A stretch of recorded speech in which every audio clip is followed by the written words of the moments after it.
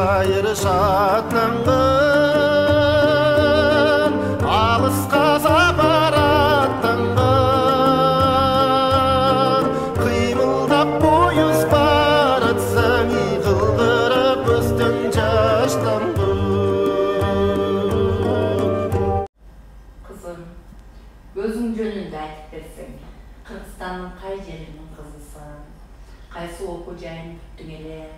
Дубайга кандайча, качан келип калдың эле? Ошол жөнүндө айтып берсең. Менин атым Айсулу. Мен Ысык-Көл областында төрөлгөм. Ата-энем да Ысык-Көлдөн болушат.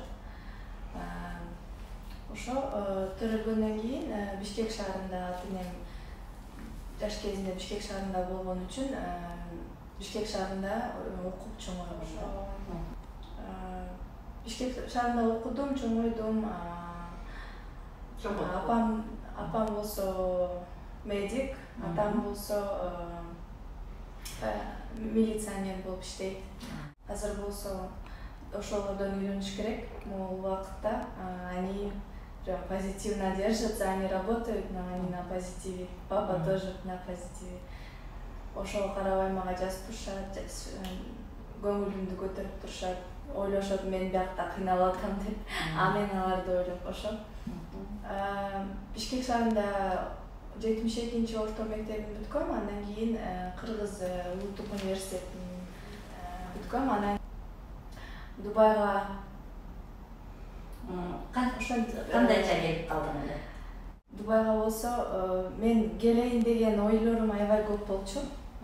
Бирок чечим калбай жүргөм да, көп жыл, бир 2 жылдай жүрдүм го дейм.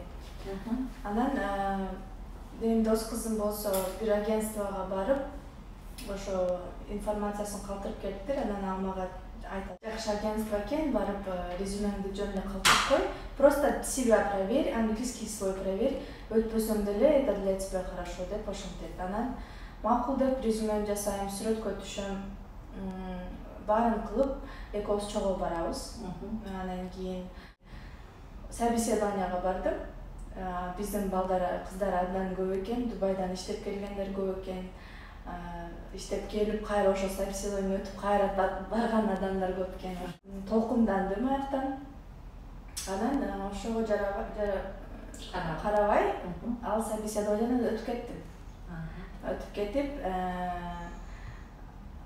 мен күткөн эмесмин аны. Анан кийин мен ойлодум, бул значит Кудайдын бергени мага. Жөндөн аяка өтүп кеткен жокмун деп. Ата-энеме айтып, естественно, атам макул болбой, переживать этет да. Анан ишенбей эле документтерди алып кел, көргөз, анан ошондо 2 ай күттүм. Контракт жөнөтүштү мага, билет алып беришти. Жашаган жерибиз компания төлөп берет. Кайсы компанияга келдиң? Ошондо Dubai Parks and Resort деген жаңы компания. Это вот, например, чтобы адамдарга түшүнүктүү болуш үчүн, например, жана Францияда бар го, Disneyland деген. Ошондой сыяктуу парк, только бул улучшенный вариант, там отельдер бар, аквапарк бар.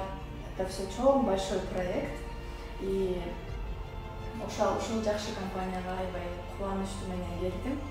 Анан кыргыз кыздары менен, балдар менен чогуу келдик, баарыбыз аэропорттон таанышып, баарыбыз ошо автобусту күтүп, абдан жакшы болгон. Анан келдик, бизди жеткирип койду. Сразу работодатель жөнөтүп бизди встретили. Үйгө алып келди, үйгө алып келсек, биздин жашаган жерибиз аябай сонун экен. Бир комнатада экенбиз, условиялары бар, бүт бар. Абдан кубандык баарыбыз. Наконец-то отдельно жашап атабыз деп. Ошо анан Канча жыл иштедиң ошол? Ошол компанияда болсо 1,5 жыл иштедим. Абдан көп нерсеге үйрөндүм ошол жактан. Потому что биринчи жолу мен чет мамлекетте иштеген опытым жок болчу, ошо биринчи жолу болду мага.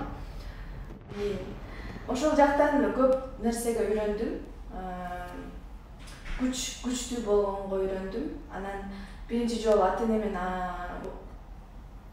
отдельно жашаган үчүн мен биринчи кишинен кыйналдым, бирок ал өтүп кетти. То есть это на английском homesick называется. Үйдү сагынасың, ата энеңди сагынасың. Анан бирөө ушуп койсо, бирөө катты сүйлөп койсо, барып мамаңды кучактап ыйлангың келет, бирок нету возможности анан приходится вот так. Ошентип анан кийин 1,5 жыл өттү.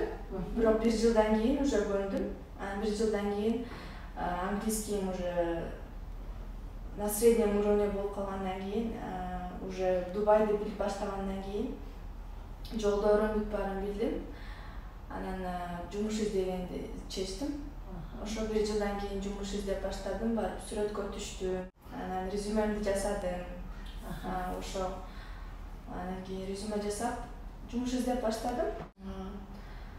Көп сайттардан издедим жумуш. Анан кийин Кудай жолду ачып, эл аралык мамлекеттик компанияга орноштум. Бул компания болсо аты Маграби. Бул Middle East'те, то есть восточный жакта абдан популярдуу. Ошо абдан жакшы компания. 30 жылдан бери иштейт. Оптика боюнча. Анан ушул компанияга абдан удачно кирип калдым. Буларга орусча сүйлөгөн кыз керек болчу. Мен орусча, англисче билген үчүн мени алышты. Анан кийин буларга менде оптикада опыт жок болчу. Мен абдан ыраазымын бул компанияга, көп нерсени үйрөндүм. Булар мага ошо жакшы компанияда иштейт экенсиң, ийгилик.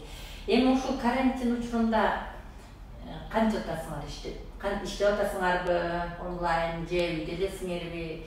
Эгер иштебей аткан болсоң, карантин учурунда эмнелер менен алектенип атасың?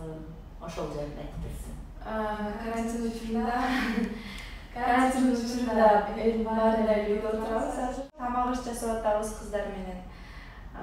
Кыргызча традиционный тамактарды жасадык аябай биринчи жумада тим эле.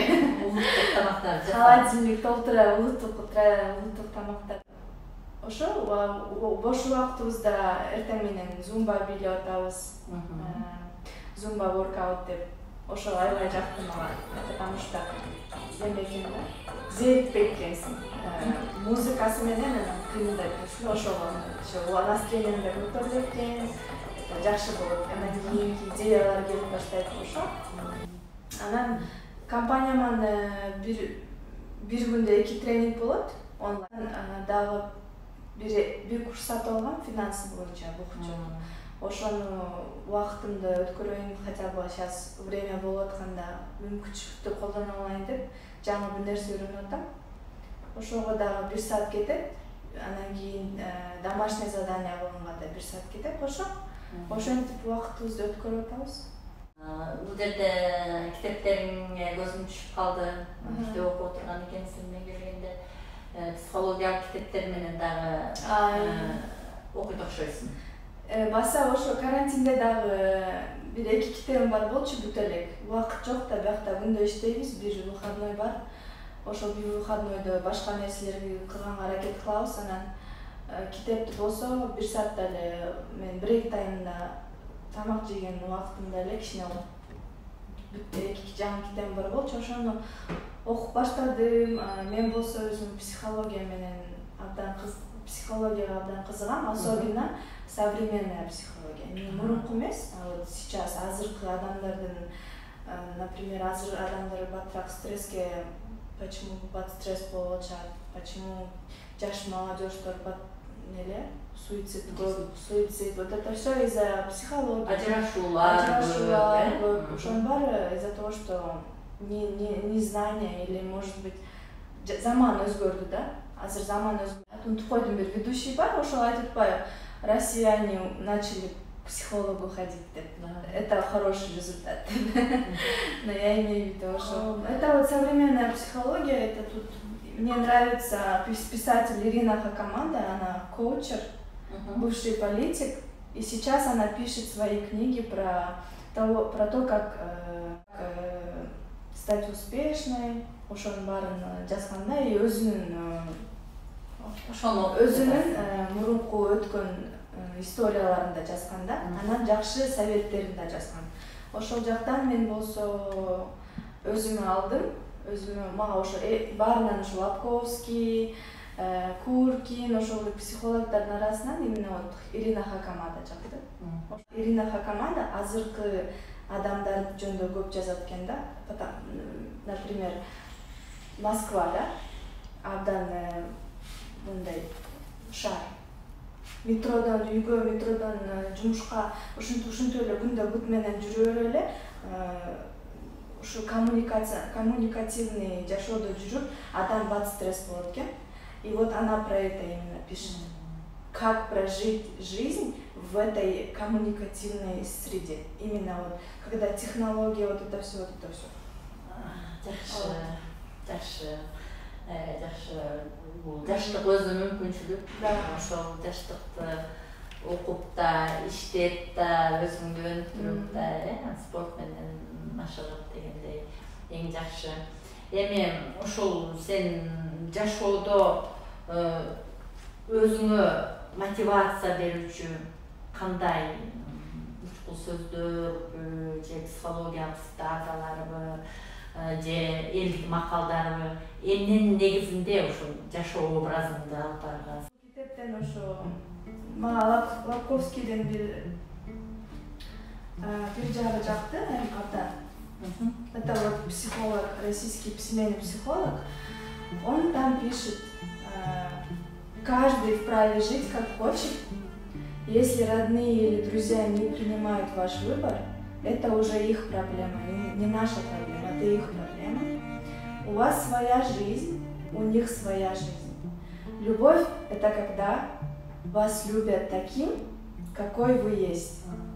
Не пытаясь улучшить, то есть адамды деген жакшы көргүң келсе, аны алмаштырам или мага удобный кылбаш керек. Аны ошондой кандай болсо, ошондой принимать этиш керек.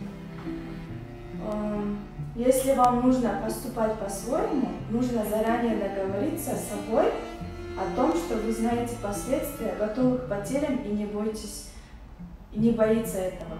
То есть потеря это того, что если человек не хочет изменяться или там и так далее и подобное, аны деген өзгөртөм деп өзүңдү проблема кылып, аны кой бербей, ушундай нерселерди кылбаш керек.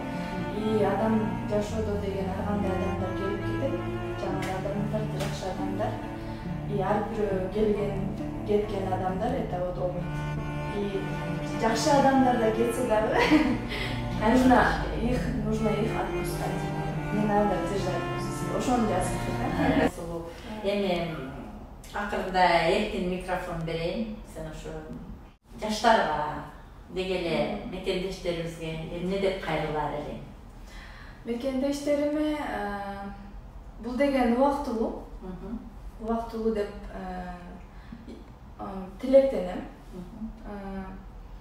Жаштарга болсо мен айтарым, если какие-то трудности приходят, нужно их преодолевать. Орто жолдон тыштап кетип калбаш керек, ошону привычкага кылыш керек. Эгер бир нерсе баштасаңар, бир жумуш баштаса, ошону бүтүргөнгө чейин аракет кылып, ошону деген көнүш керек. То есть ошону көнүш керек, анан көнгөндө привычка болот. И мен азыр биздин молодежько желаю не сдаваться, идти к своей цели и любить своих близких. Демек, сен аткарылбай турган максат болбойт, адамдар гана аткарылчу максатты коя албайт. Максат койсоң, аны аткара алсаң, сен бакытка жетесиң деген ойду айтмакчы. Да. Рахмат, Айсулу, өтө кызыктуу маек болду. Сага ийгилик каалайм, ден соолук каалайм. Рахмат. Чоң рахмат эже.